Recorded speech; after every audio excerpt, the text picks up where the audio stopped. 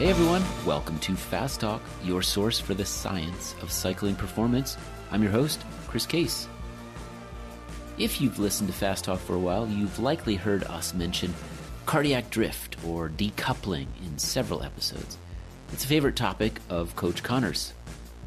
The terms refer to cardiovascular drift, which is a drifting in heart rate and stroke volume over time.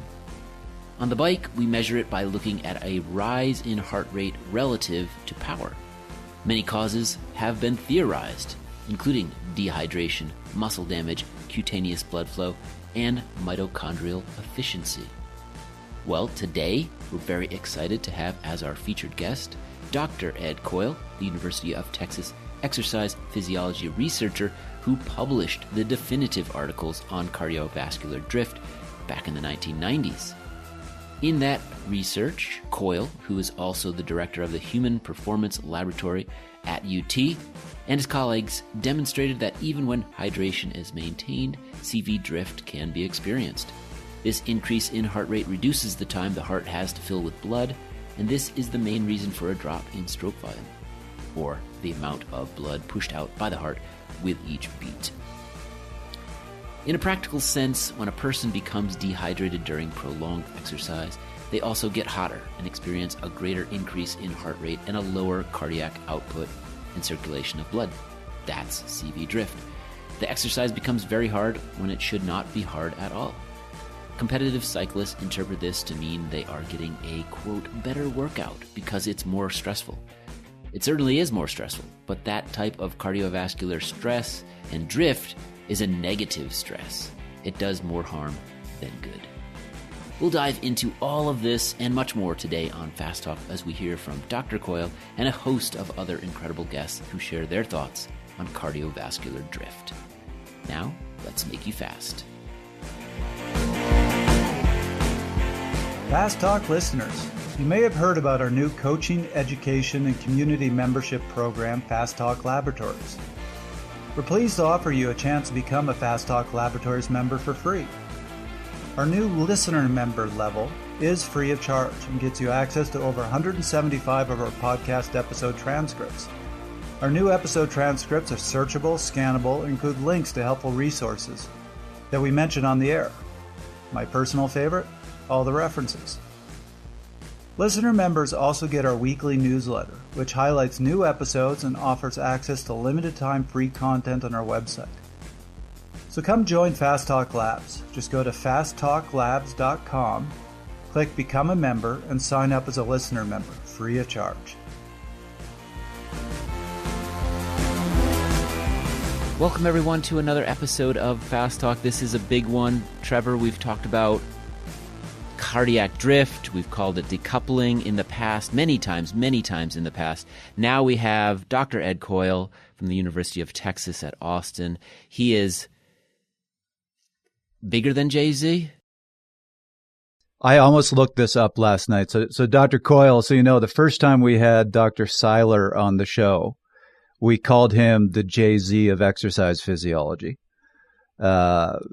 Because I admit I have a bit of a scientific crush on him, of a lot of his research, for lack of a better term. Dr. Seiler went through your department. Dr. Andy Coggan was one of your students.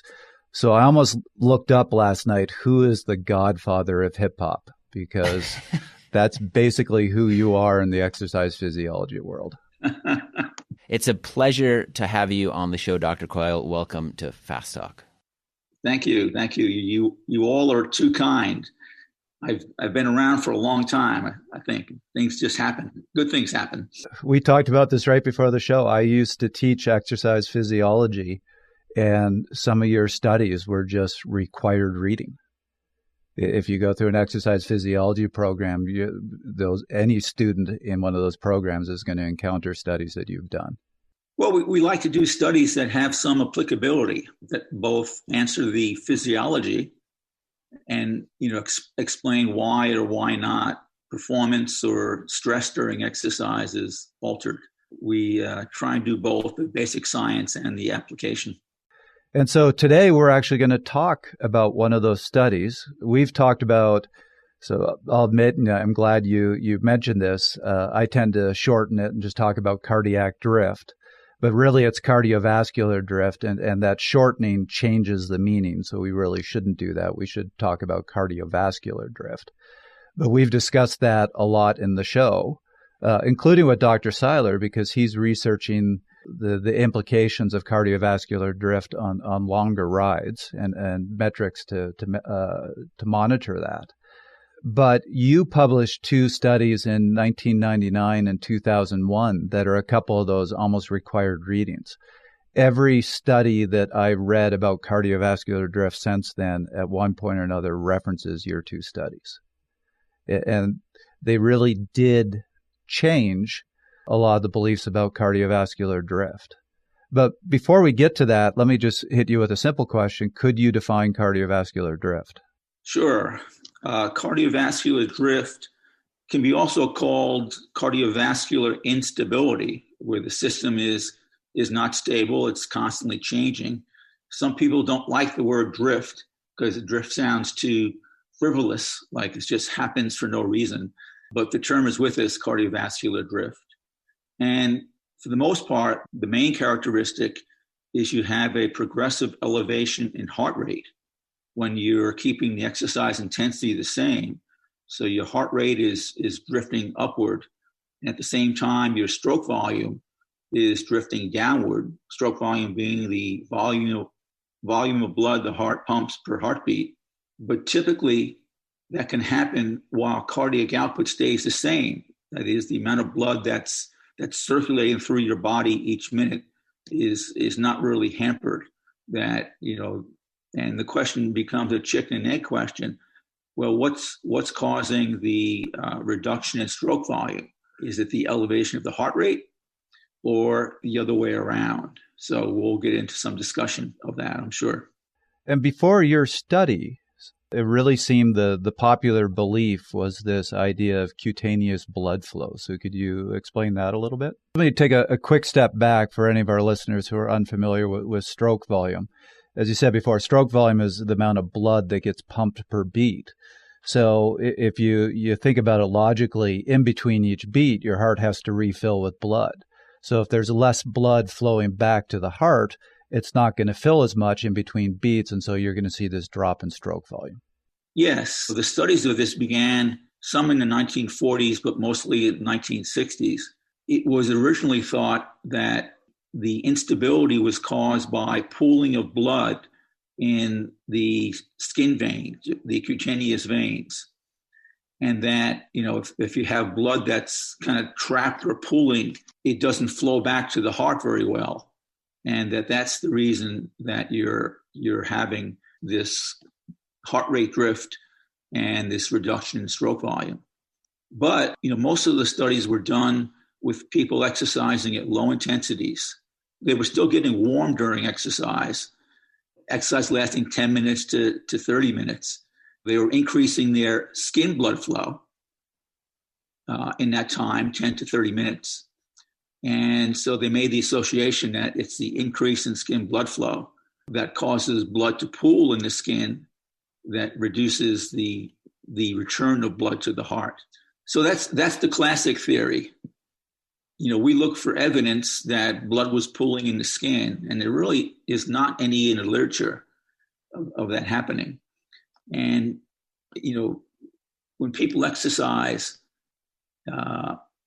normally they raise their temperature pretty quickly if they're doing any exercise at normal jogging paces or running paces or cycling paces. They'll increase their temperature pretty quickly. And once their temperature is at 38 degrees centigrade, further increases in temperature don't really promote more increases in blood flow.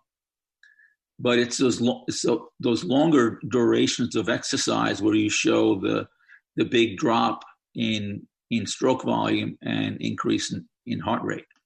So the point is that the time that cardiovascular drift happened and was most prominent, the skin blood flow and pooling of blood in the skin didn't appear to be happening. So we didn't think that could be the likely cause of it. We're about to discuss how Dr. Coyle used beta blockers to research the role of heart rate in cardiovascular drift. But before we do that, let's hear from Kristen Legan, who is an elite cross and gravel racer. And now, as a coach at Rambler Rising, Kristen describes the importance of watching heart rate because of factors like cardiovascular drift.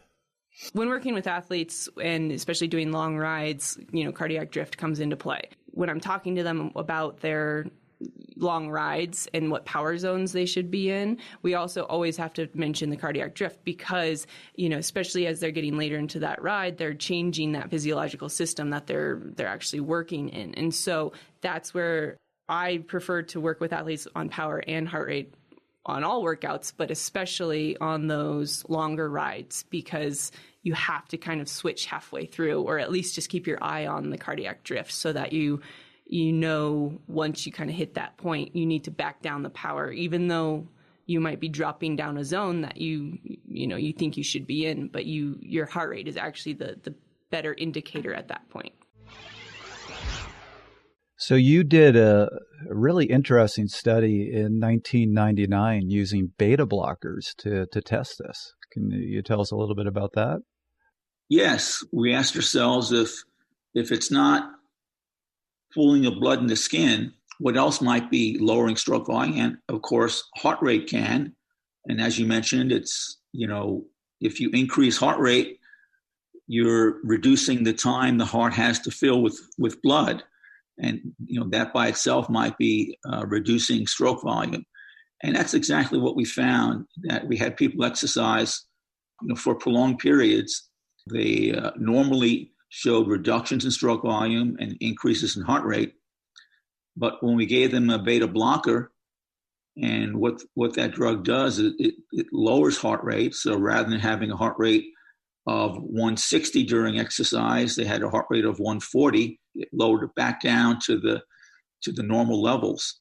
And when we lowered heart rate, we immediately raised stroke volume back to normal levels, despite the fact that we didn't change the skin circulation, either skin blood flow or any pooling of blood in the skin. So we proposed, it was simply that, when you exercise, if you experience elevations in heart rate, that you'll have concomitant reductions in stroke volume due to reduced filling time of the heart. So yeah, we can talk about some of the ranges here. I mentioned that with cardiovascular drift, you can see heart rate elevation on the order of 20 beats a minute. So it's something that that is going to have big effects on your body. The elevation in heart rate can come not just from reducing stroke volume. During prolonged exercise, and this is exercise that lasts longer than 45 to 60 minutes, as you get hotter, your heart rate is going to go up. And we think, and we've shown that will drive down stroke volume. But also as you go more prolonged, as your muscles become fatigued, that will send signals back to your brain and eventually to your heart to cause it to beat harder. Because of the increased stress, that increase in heart rate, for reasons maybe other than cardiovasculars, maybe because your legs are becoming glycogen depleted, and you're having to recruit more of your fast twitch muscle fibers to maintain power output, and that requires more brain activity, cortical irradiation. And so your brain is sending more signals to your cardiovascular system and raising heart rate. So there are a number of reasons why heart rate can be elevated. The one that's most practical, however, is when you become hot during exercise. If the intensity of exercise is high enough, you can become pretty hot within 15, 20 minutes of a very intense race or training session. And that hyperthermia by itself can raise your heart rate, which might lower stroke volume. Whether that affects cardiac output and performance or not is still a really open question. It hasn't been studied directly. Which is a really interesting question. I'm actually looking at this study in the Journal of Sports Science and Medicine from 2008 that kind of indirectly explored this. It was so the title of the study is The Role of Active Muscle Mass on Exercise-Induced Cardiovascular Drift. And so they had athletes do one-leg pedaling and two-leg pedaling to see the effects of muscle mass. And one of the things they saw was that the change in core temperature didn't seem to correlate with the cardiovascular drift that they were seeing. They were actually seeing it correlated more with the amount of muscle mass that was used in exercise. And how long was the exercise? It was an hour. So again, not incredibly long, but it was an interesting study. I'm still a little confused, I'd say, by the use of one leg versus two legs. So basically, they were trying to maintain the relative intensity in each legs. So basically, if you're on the bike, if you were measuring power, you'd be putting out significantly less power with one leg, but that leg was still doing about the same amount of work that it was doing when you were two-leg pedaling. We talk about cardiovascular drift in relation to endurance athletes, and certainly it's appropriate to do that. But another group who shows cardiovascular drift are very untrained people. It's been observed that even if you try and do a regular treadmill stress test on a person who has a VO2 max of only 20 milliliters per kilogram per minute, half of what the normal value might be, that it's very difficult for them to reach a steady state. That is, when you exercise them continually, when walking at 2.5, 3 miles an hour, their heart rate just keeps going up and up and up. So it just never levels off. Never levels off, yeah, until they're very close to the maximum heart rate. I'm not sure what that is due to. I assume that they are so out of condition that the exercise is such a novel stress for them that they're getting feedback from all over their body, from the muscles not being used to it, from the breathing, and those signals to the brain are causing the brain to send signals to the heart saying keep increasing heart rate because this isn't right. It's probably a good response for them to have in order to be able to maintain the exercise for a little while at least.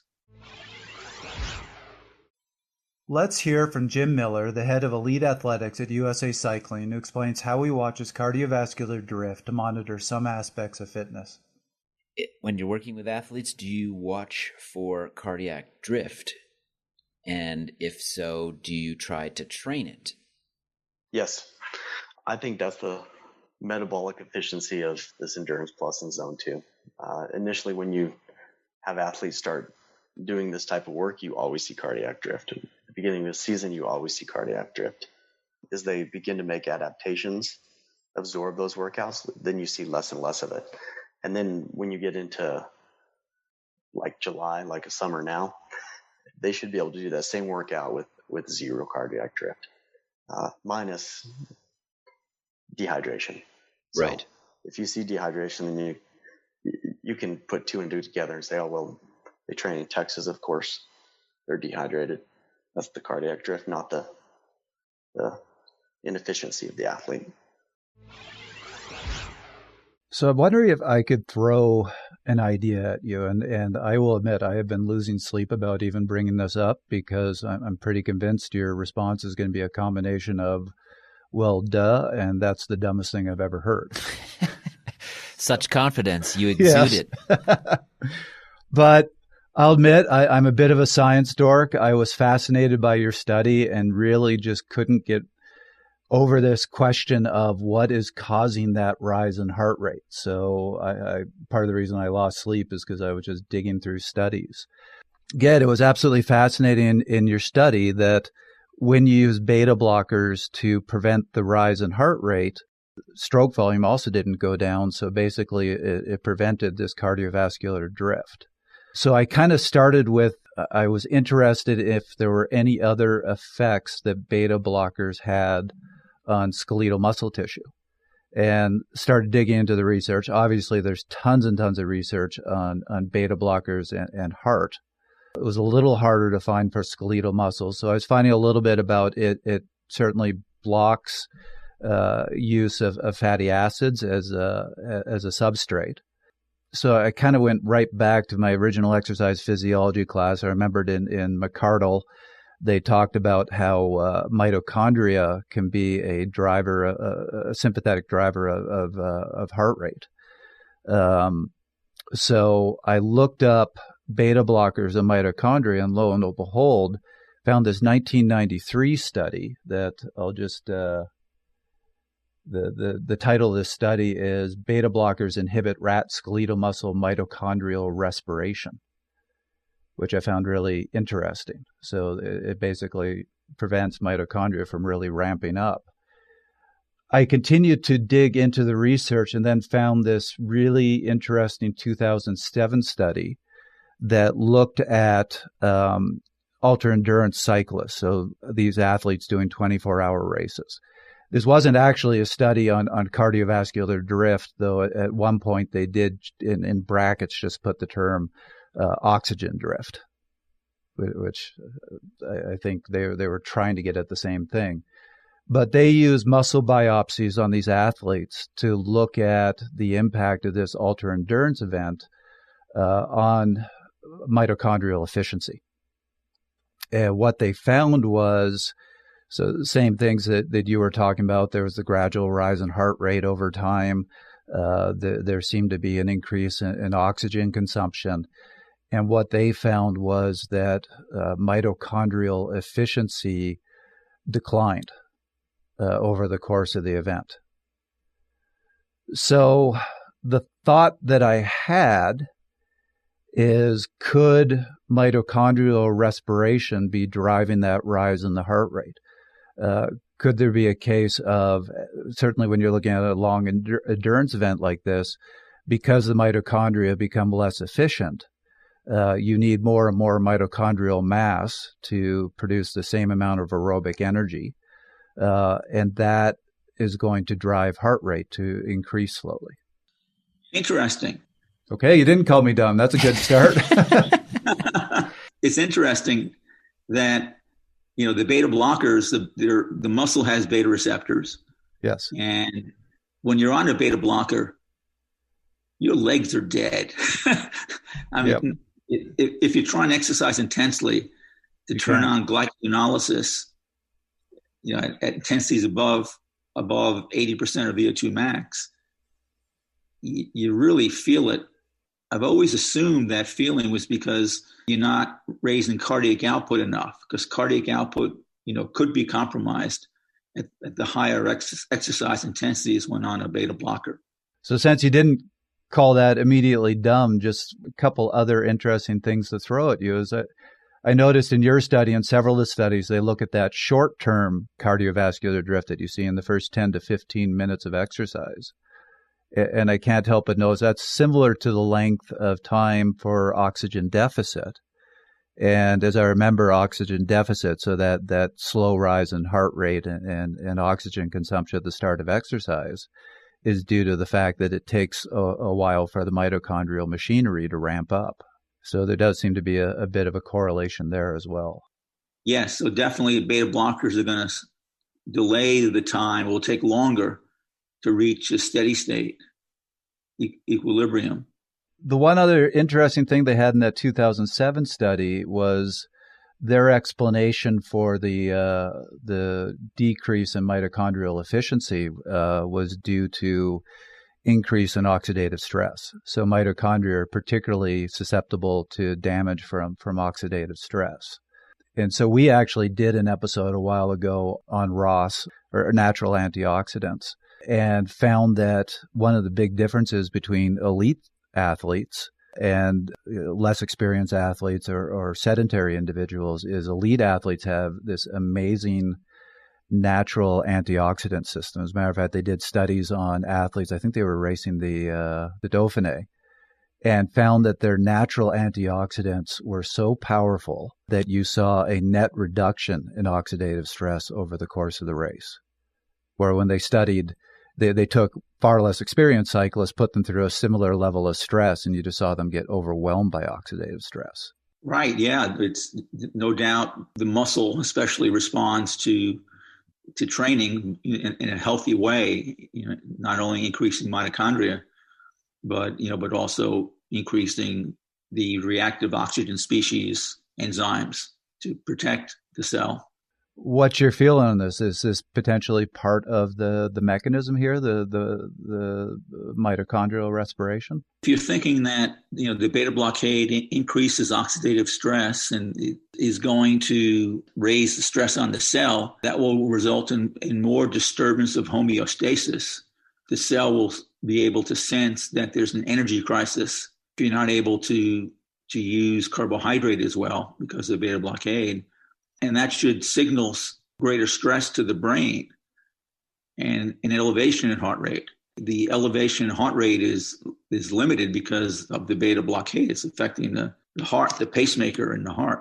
I think would have to be looked at. You'd have to try and give the beta blocker and keep its effect isolated to the muscle. You get the normal heart rate response and cardiac output response to exercise. That quite possibly could show that the muscle afferents are more affected during beta blockade and activating the cardiorespiratory center in the brain and in the heart. That's fascinating. I have no idea how you would do that, how you'd prevent beta blockers from affecting the heart, but you're right, that'd be an incredibly revealing study. Yeah, what they do is you can infuse into the artery, into the femoral artery, a small amount of beta blocker so that it gets bound to the beta receptors in the muscle. None comes back to the heart.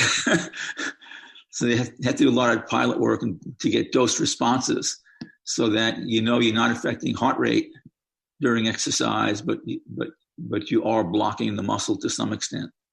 I'm actually surprised nobody's done that study, but that's I would not have thought of that at all. That would be a really interesting study. Maybe we should do it, Trevor. Okay, but we're injecting in your your artery. No, we'll get for that one. Jana, perhaps our producer. Would you don't know what you haven't been paying attention. We'll just use her. Head coach Ryan Kohler, maybe he's our guinea pig. He's not here, so let's bring him in. We'll volunteer him. Ryan, come downstairs. We got this little thing we want to do with you. It's not going to hurt that much. Yeah. Also, we're going to do 17 muscle biopsies tomorrow. Oh, so there's a question for you that I have to ask. How many muscle biopsies have you done on yourself? Well, I did only one on myself, me doing it, but I've had about 12, maybe 15. I figure this is the nature of good scientists. They always have to make themselves guinea pigs. Yeah, exactly. You got to involve yourself in the science. Get deep. I realized doing a biopsy on yourself is not that easy. It's not uncommon, and a lot of times we're trying to teach somebody to do a biopsy. It's easier just to do it on ourselves. Give me that. I'll show you how it's done. Fast Talk is all about the science of cycling and training performance. But of course, there's more to cycling than workouts and training concepts. Our friend Colby Pierce hosts a podcast, Cycling in Alignment, that explores much more than training. On Cycling in Alignment, Colby shares what he's learned over 30 years of his experience as a pro cyclist and Olympic athlete. Cycling in Alignment reveals the holistic lifestyle that supports athletics. Interested? Subscribe to Cycling in Alignment on Apple Podcasts, Google Play, Stitcher, Spotify, or wherever you listen to Fast Talk. Or check out episodes on our website, fasttalklabs.com. So one thing we haven't actually talked about, but that does come up in discussion of CF drift is dehydration and how that plays a role. So Dr. Coyle, I'll turn that question over to you. During prolonged exercise, longer than 1 hour, usually 2 to 4 hours, as many cyclists routinely do in their training and racing. You'll become dehydrated. People are sweating at over 1 to 2 liters per hour. When you're becoming dehydrated, you also become hot during exercise. It raises your core temperature. And so that's an increased stress, and that certainly will raise heart rate and lower stroke volume. Also during prolonged exercise with dehydration, you're reducing your blood volume, and that'll be a big factor in lowering your stroke volume and increasing your heart rate. Those are the big effects of dehydration. And the main thing is that you see reductions in cardiac output. Normally with cardiovascular drift, you have an equal decrease in stroke volume and increase in heart rate, so cardiac output stays the same, the amount of blood flowing through the body. But when you become dehydrated and hyperthermic, there's a drop in cardiac output. That is, there's a big drop in stroke volume, about 30%, 25 to 30%. And your heart rate will increase. It may go from where it should be at 145 during a ride up to 170, and not too far from your maximal heart rate. That increase in heart rate, although it's large, it's not enough to compensate for the decrease in stroke volume. So the point is, as a result, you have a significant drop in cardiac output. You have a drop in how much blood is flowing through your body to all tissues. Muscle has reduced blood flow. Skin has reduced blood flow. So that's why you're getting hotter, because you're reducing your skin blood flow. And brain blood flow actually goes down a little bit, I believe, that Jose Gonzalez Alonso was able to show. Essentially, you are on your way to passing out because blood pressure is also going down. And if you keep it up and keep going, you will eventually, of course, have some severe problems with heat illness and maybe heat stroke, where you're so hot and you're unable to cool yourself properly. The dehydration that causes reductions in skin blood flow raises body temperature. Your heart rate goes up, but it doesn't go up enough because it's getting close to maximum. It's really one of the more dangerous situations during exercise, and it's something you should try and avoid if possible. I've had a pretty dramatic experience with this. I was at a race called the Cascade Cycling Classic, where it's usually extremely hot. There's some humidity there, and it can have a big impact on you.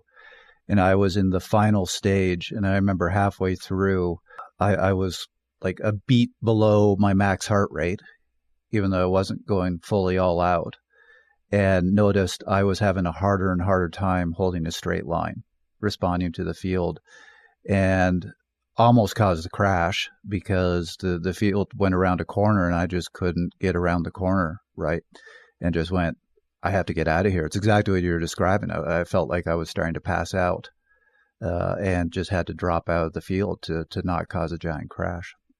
Exactly. Yeah, that's a good description. I used to belong to a cycling team, some of who were competitive cyclists, and we'd go out for these 3-hour rides. And I would make sure to have all my water bottles filled, and water bottles in the back of my jersey. And they were out there drinking. They're probably drinking only about a third of what they needed to drink. Sure enough, by the 2 hours into the ride, they're struggling on hills that should have been easy for them, solely due to just being dehydrated by 2 to 4 pounds of a quart and a half or so. They said, but I get a better workout when I'm dehydrated and hyperthermic. What is the rationale behind that? Well, they're thinking it's harder.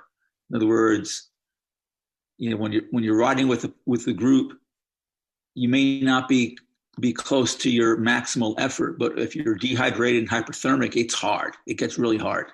And so you're getting a harder workout. It's almost like those people who you see running wearing garbage bags or those sweatsuits that trap this air essentially so you can't evaporate and cool. They think they're getting a better workout. And wrestlers are notorious for doing that. Yeah, to lose weight, right? Yeah, they're trying to lose weight. It's just all misguided. And especially with the wrestlers, you're right. They're trying to lose weight, and they think that if they get hotter and if they work harder, they'll sweat more and lose weight more quickly. And it's not true. Your sweating rate is maximal when you're at just a moderate body temperature of 38 degrees centigrade, and they drive their temperatures up to 40 degrees centigrade. And, there have been a number of wrestlers who have died because of hyperthermia. Right. They're just getting that core temperature up to dangerous levels. Exactly. I've even heard of professionals, I won't mention the specific name, and maybe it's a myth or a legend about this particular rider, but he would intentionally go out for extremely long rides and bring no water bottles so he wouldn't be able to hydrate. The thinking being, that harder is better mentality, but also if I do this in training, but then I'm fully hydrated during the race, my body will do even more with what it has at the time. Sort of building up a tolerance to dehydration, I think, might be the rationale there. Of course, again, misguided. Definitely. In runners too, back in the 60s, marathoners didn't drink much water. Their philosophy on drinking during a marathon was that drink only if you have to, somewhere toward the end, and drink as little as possible. And Jim Peters was running in the Vancouver Marathon in 1964, I think it was. And he passed out just shy of the finish line. And he was interviewed after he got out of the hospital from hyperthermia and almost died. And he was asked why he let that happen, why he didn't stop and why he didn't drink more water. And his response was, I was fit. I was very fit, and I wanted to show it. So it had been a kind of a badge of courage that you can go through a marathon without drinking very much. And fortunately, we've left that era behind. Studying cardiovascular drift has been a way to demonstrate how stressed the body is when you're dehydrated and how dangerous getting hot is. And the danger with getting hot, is you cook your organs. You get so hot inside that begin to dissolve some of the membranes of organs. And of course, that's not a good thing. That sounds like something straight out of a horror movie, dissolving your membranes from the inside out. There's been a number of studies showing, I think it was 40.5 degrees Celsius, but once your core temperature goes up above a certain temperature, athletes just shut down. Yes, definitely. And your intestines are particularly sensitive to that. I forget the name and date of the Ironman triathlete from Australia who after one race had intestinal problems, and it turns out he had to have a large section of his intestines removed. Ooh. Because they were essentially cooked during the race. Wow. Okay. I thought I gave a bad image with my race. You just convinced me to make sure I hydrate whenever I'm racing. Yes. When you experience the dehydration and hyperthermia, not to the point of passing out, but you feel pretty stressed the next day too. It takes a while to recover from a workout or race like that. And it's just remarkable how when you stay hydrated and you stay cool, how much easier it is. In our lab, we typically do the heat studies of 2 hours duration. And when subjects become dehydrated, going at 65% of VO2 max for 2 hours. It's a performance test just to finish the last 10 minutes when they're dehydrated by 4 to 6 pounds of body weight. But when we give them the fluids at 2 hours, they're fine. And if we keep feeding them water and sugar, that, they can get to 4 hours and show little cardiovascular drift, little muscle fatigue. Within 4 hours, they're becoming glycogen depleted. So then you have another cause of fatigue popping up. But 2 hours versus 4 hours is the difference in performance time. Are there long-term repercussions of always doing a poor job of hydrating on rides? Chris is staring at me right now. Well, I'm as guilty as you are, Trevor. I honestly feel like over time call me lazier, or maybe I'm just maybe I have adapted in some way to need less. Maybe that's a stupid or naive way of thinking. But I just wonder, I feel like every time I go on a ride, I drink less than what is recommended or is best. So I'm wondering, A, I guess, can you adapt? Can you get better?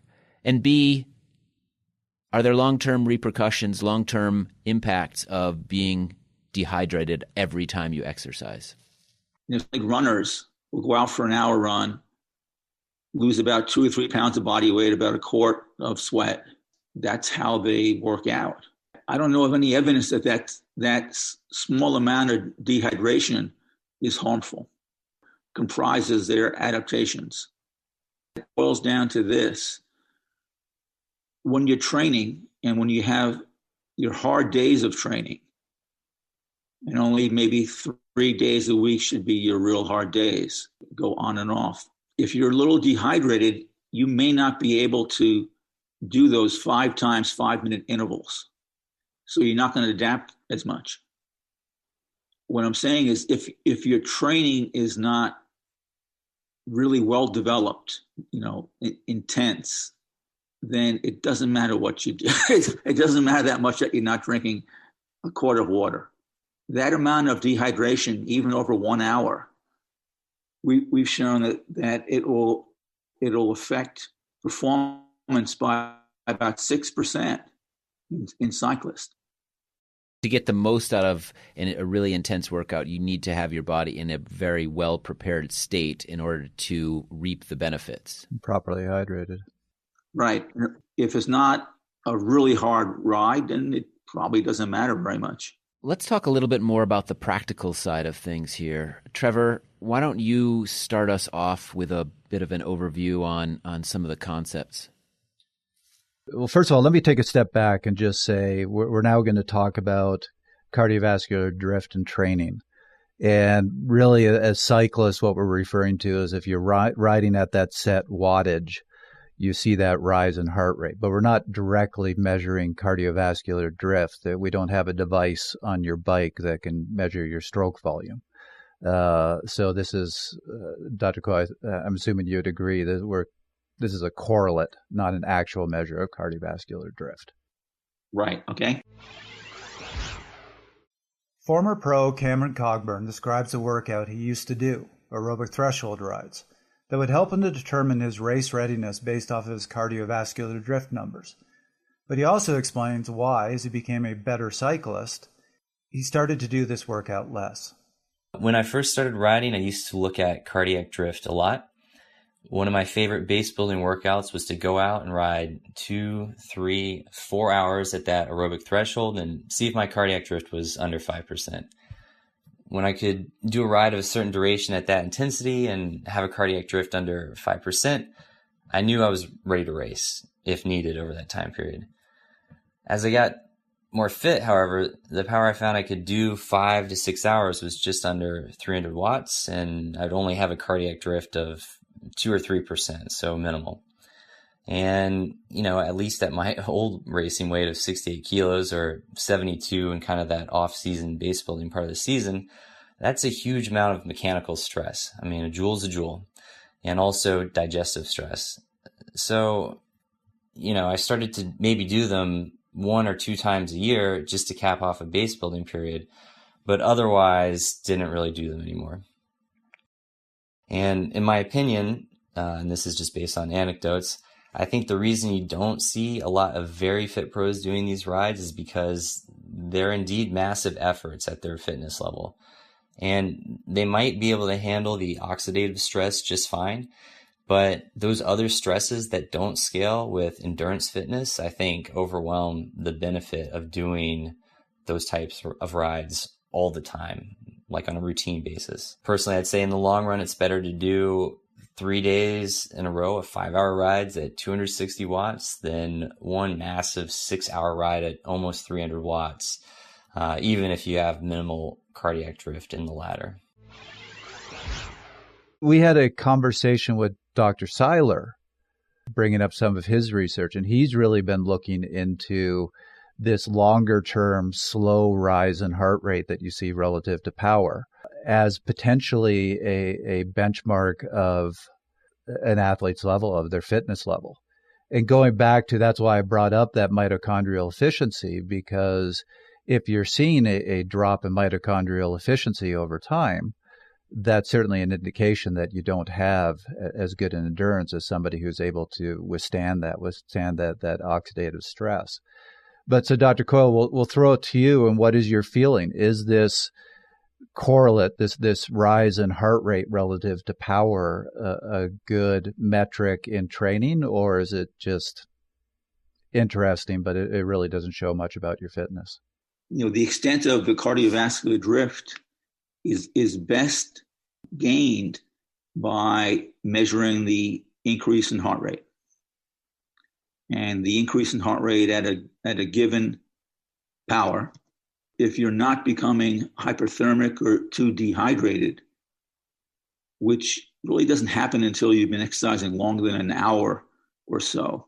If you're able to keep your level of hydration, and as long as you're not exercising in a very hot environment where even though you're hydrated, your body temperature is going up, because that by itself will be raising heart rate and lowering stroke volume.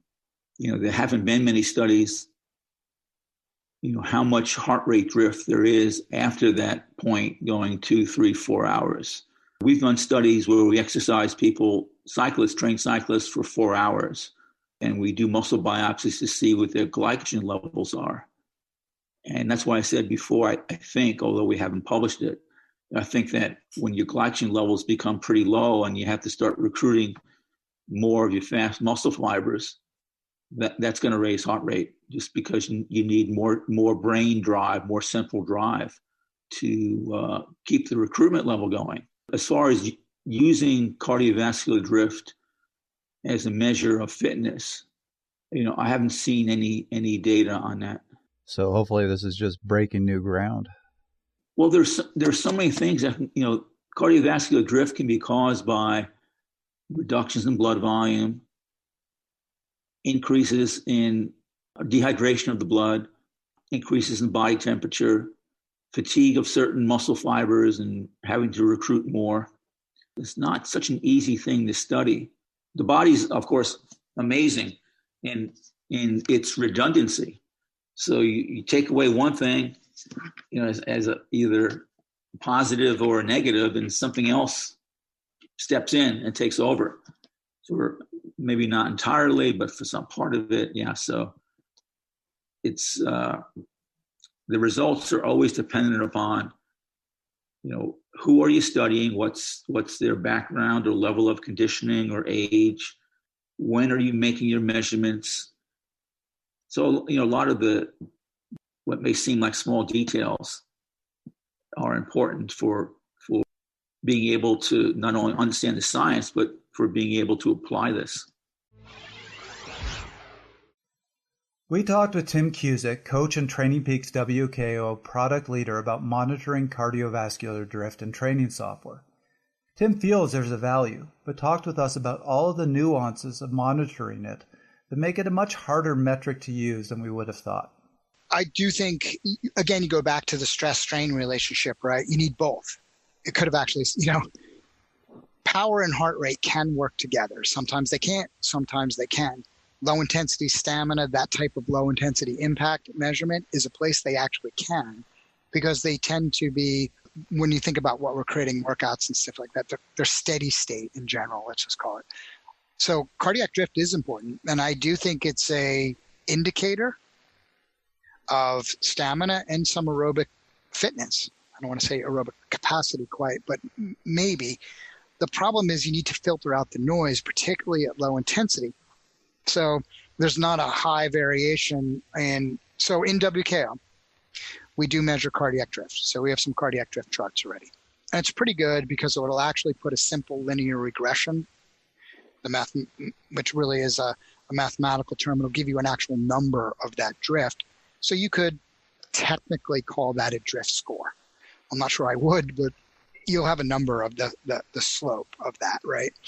So the reality is we have that ability to measure cardiac drift. We have the ability to put a slope to it. We have the ability to put a regression to it. So we get a number and we say, okay, here's what happens over time. The problem is if you look at a workout over time, let's say a 4-hour ride, right? And the person has stopped 3 times and your heart rate drops down to 65 because you're sitting, and recovered or whatever, that outlier data will absolutely taint what you're seeing in drift. So we've been doing some work on trying to measure your cardiac response to what you're calling low intensity stamina, low intensity work, but we need to peel out those outliers first. And that's a little bit tricky. We haven't found the right way to do it. We are testing 2 or 3 different systems, analytics that will do it. And I think if we can get it right, it would be some pretty good information on measuring the strain that the system is going under during the stress of low intensity work. That's a really good point. And so far, my only solution has been any one of the athletes I coach can tell you coffee shop rides are not allowed. Yeah, right. And that's the key. Yeah, you're totally. I do it to mine too. And the number of times I get in an argument about people, they're like, well, I rode 4 hours at 180 watts. I'm like, no, you didn't. Turn that stupid auto pause off and let's see what you really got. Because you sat at you had 2 stops at 20 minutes. Of course it should be a little higher. That is the struggle. We pick up so many outlier, when you're creating metrics, it's the hardest thing, right? People don't know. This is where Goggin is genius. Because the reason he takes everything down so simple is to be more specific. There's so much problems with the data, you get killed. You got to get rid of those outliers. If somebody was to go and ride a 4-hour straight steady state ride, we can give you a perfect cardiac drift. I could score it. I could show you some really cool analytics on plotting. You could track power at heart rate outputs over time, at low intensity power outputs over time, to look to potentially see improved cardiovascular performance. I don't want to say fitness again there. So all that's doable if the athlete gets rid of the outlying data. Outlier data kills that type of high-end analytic where you're using regressions and stuff like that. I have to give you full kudos. In WKO3, if somebody paused for more, like stopped riding for more than a couple minutes, it just condensed it. Yeah. And when I saw WKO4 and it showed the full length of the time off the bike, I was first like, now I'm not going to be able to see any of the data, but then immediately saw the value because I would see my athletes who would take those super long times off the bike. Like, aha. I see who's doing it. I literally have a web recording of me answering the question, why does my mean maximal power not match what Strava says? Because Strava buffs out all the stops. Yes. So Strava will give you a 20-minute. You could stop at 9 minutes and at 17 minutes for a minute on Strava, and it'll still count that as a 20-minute peak. And obviously in WKO, we never manipulate the data. So people are like, but WKO is wrong. It's 15, 20 watts less. No, you stopped. Yes. Once you stop, it's not mean maximal power, I'm telling you. But yes. It is what it is. We have those metrics and in that way, and we can look at it. If and I can create some stuff for you if you guys shoot it over to me. You also have to define stamina. Tell me what you want, but you have to define stamina. So stamina, Do you mean stamina? Like in our definition, stamina is fall off a plateau. So we have a metric called stamina, which is a low intensity metric, but over time. And it basically is the rate of decline past 1 hour. My definition of stamina is ability to maintain homeostasis. Absolutely. And that's a great definition. And we took the inverse measurement when it comes to power because it visually articulates very well. If you have a straight line, which is threshold, and that threshold is somewhere near your 1 hour power, then you see, so we pick a point of inflection where you begin to drop off. What gets hard in stamina measurement is, and we do it as a percentage score. So let's say you have an 80% stamina. So you're retaining 80% of your threshold power. But if you only ride your bike for 2 hours versus you ride your bike for 10 hours, that 80% have dramatically different meanings. And that's what we've not been able to solve in measuring stamina, because we can't take it to any one fixed time period. We thought about making it only if you have a 4 hour ride or longer or something like that. But then that's problematic in public software because everyone complains why don't they get a number, and then you have 20,000 tickets in your customer support. So you can't do it. The answer is yes, though. Let me throw another one at you. I don't know if you saw, there was this recent study in 2018. It was a fairly short study, but they hypothesized that riding at maximal stroke volume is a very important stimulus for adaptation. And then they experimented on cyclists where they had, so it was a crossover study. So initially they had the cyclist just ride steady for 30 minutes, right around VT1, and showed that you saw the rise in heart rate, you saw the decline in stroke volume. And so they actually only really spent about a minute at maximal stroke volume. Then they had them do a series of 3 10-minute intervals, again, at low intensity, right around VT1, and showed that doing that and taking 5-minute breaks in between, they tended to stay at max stroke volume longer. So I think it was in the continuous group, it was about 1.5 minutes at max stroke volume. In the intermittent group, it was about 8 minutes at max stroke volume. And so they theorize that that's a more effective way to train because you're going to get a better adaptation by averting some of that cardiovascular drift. I don't know if you've seen that or not, but what's your feeling about that? Do you think that's a good way to train? Training for max stroke volume, the best way to do it is with intervals, I believe. But as I understand that study, they were keeping the intensity only at 75%. Right. So it was low intensity intervals. Yeah. So Joel Trinity did a study that was published in the Scandinavian Journal of Physiology. He had trained cyclists do 5-minute intervals at various percents of VO2 max, all the way up to 100%, and even super maximal, over 100%.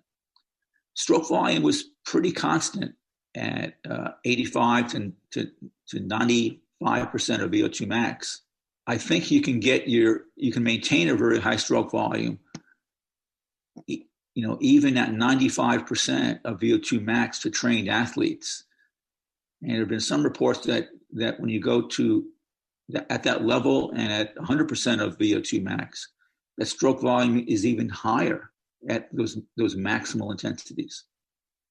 I would think that's the best way to train. That is, don't limit your exercise intensity to 75%.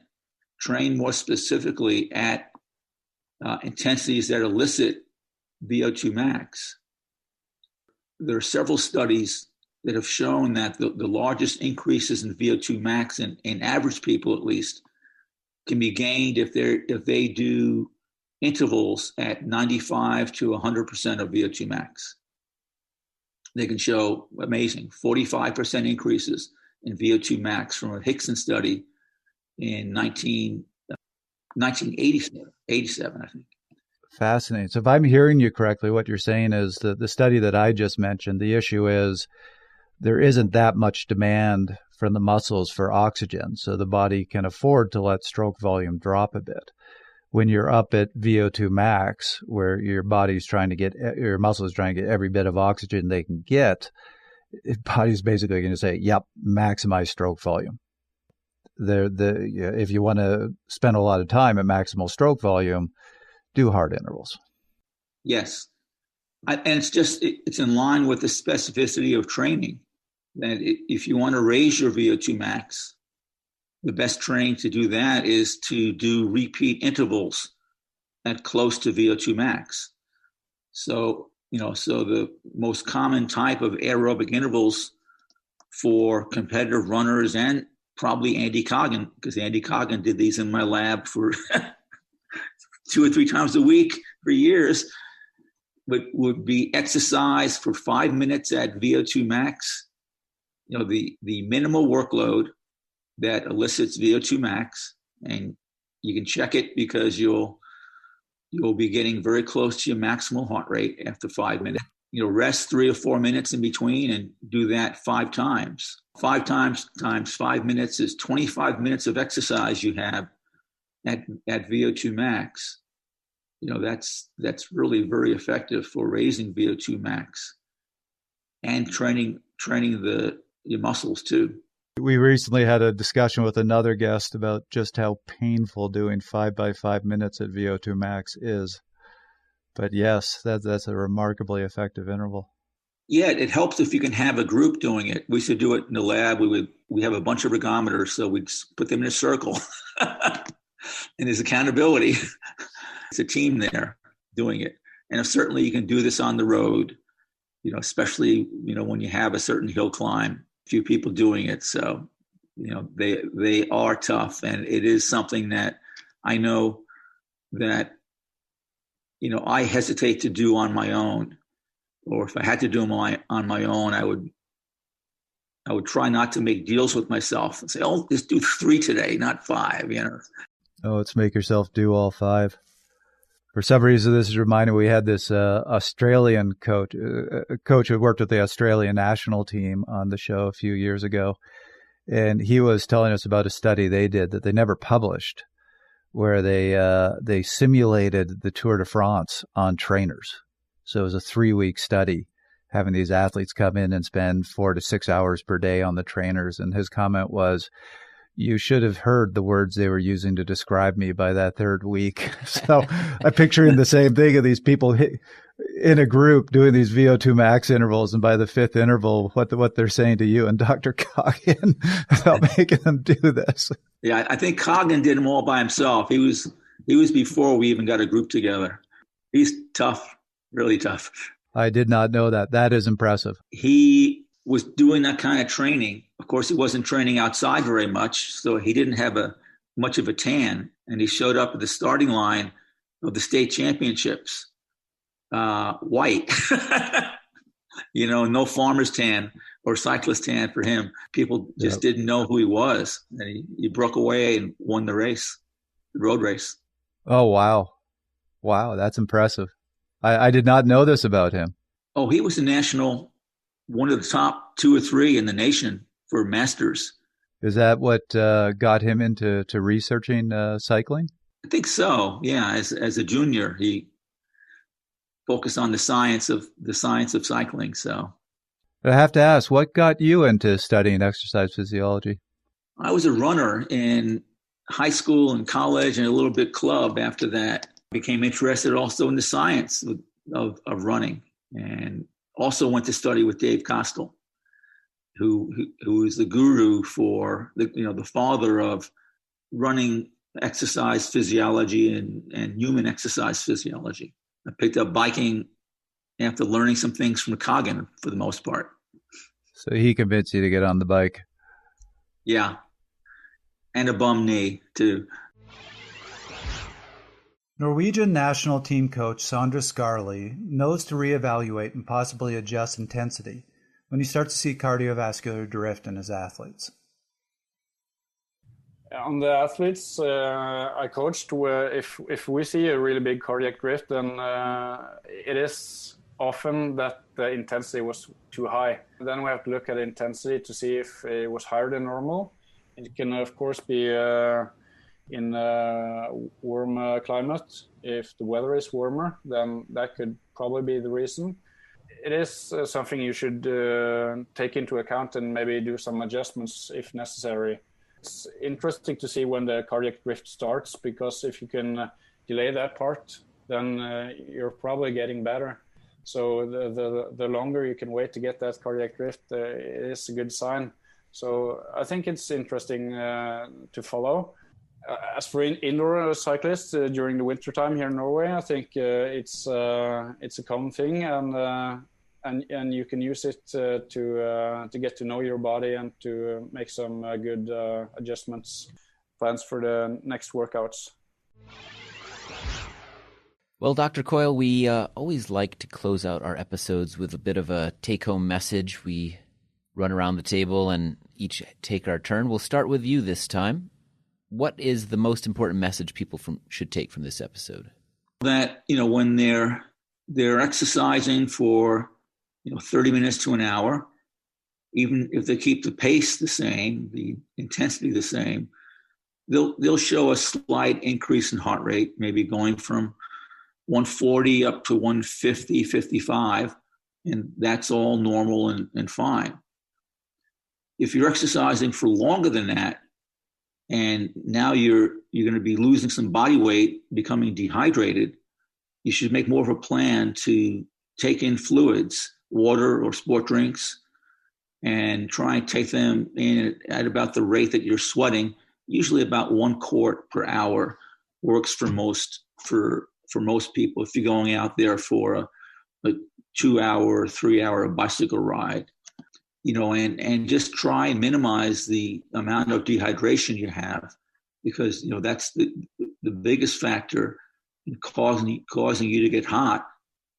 And as getting hot and dehydrated becomes a real negative stress on the cardiovascular system and causes, large increases in heart rate and reductions in cardiac output. So that's not good.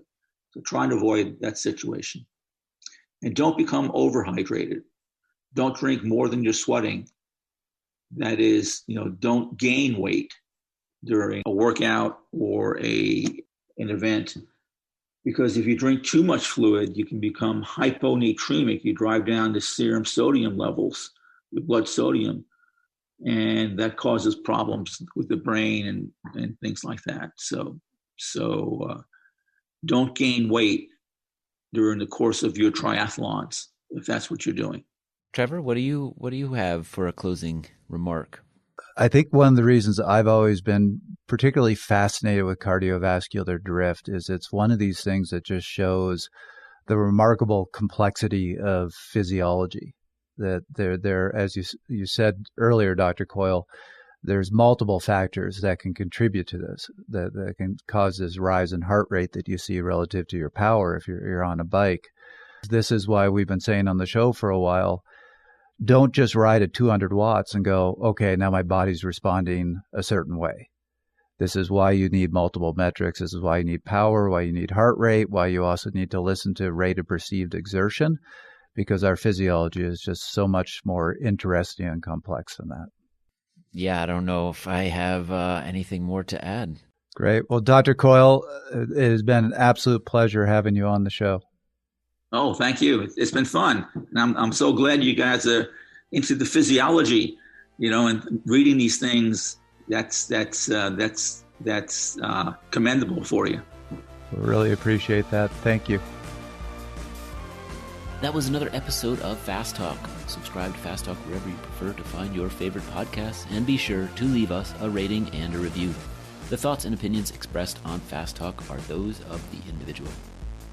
As always, we love your feedback, so join the conversation at forums.fasttalklabs.com to discuss each and every episode. Become a member of Fast Talk Laboratories at fasttalklabs.com/join and become a part of our education and coaching community.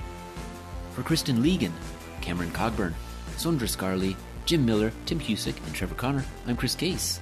Thanks for listening.